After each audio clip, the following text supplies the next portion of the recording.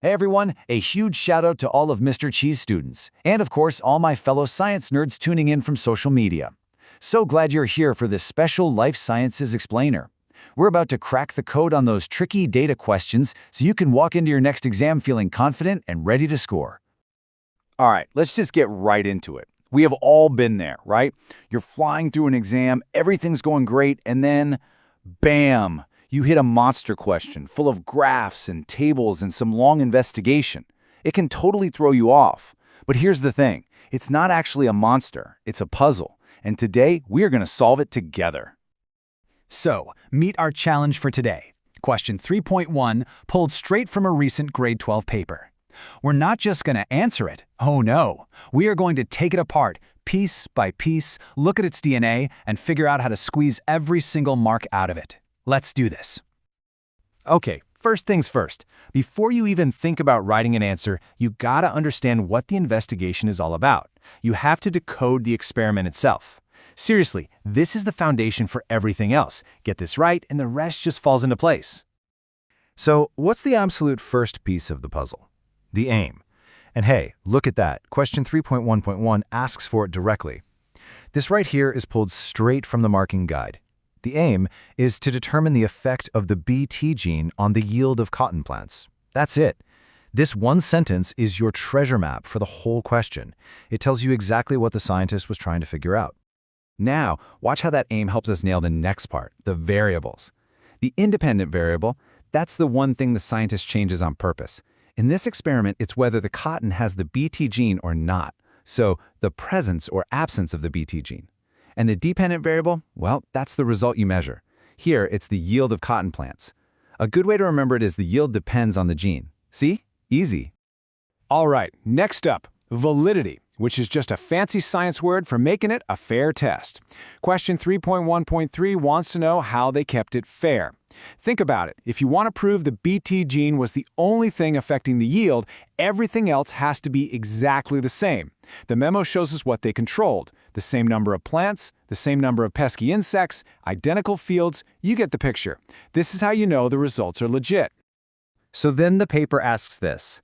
Why bother calculating the average yield? I mean, they didn't just measure one plant, they measured 500 plants in each group and then did the math. Before I give you the answer, what do you think they'd go to all that trouble? And boom, here it is, the one-word answer that gets you the mark, reliability. You do it to increase the reliability of the results.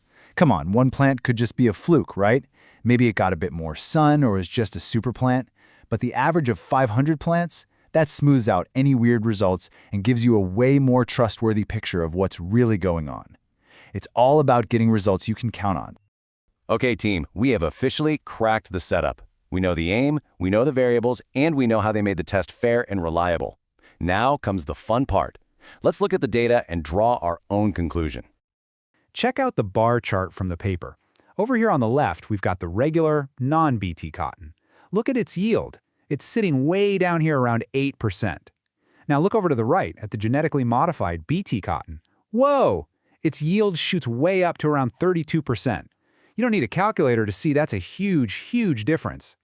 So what does this all mean? What's our conclusion? Question 3.15 asks for it, and the biggest mistake you can make here is trying to get too complicated.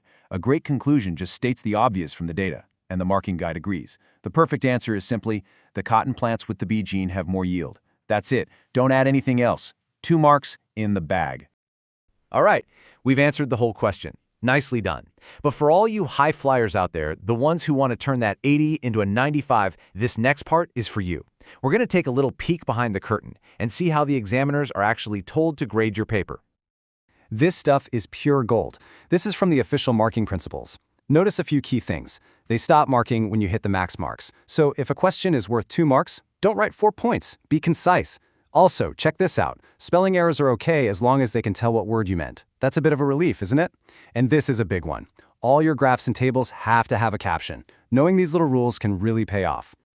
So we've torn this question apart, we've analyzed the results, and we've even gotten inside the examiner's head. Now let's pack all this awesome knowledge into a simple, powerful toolkit that you can carry with you into any exam.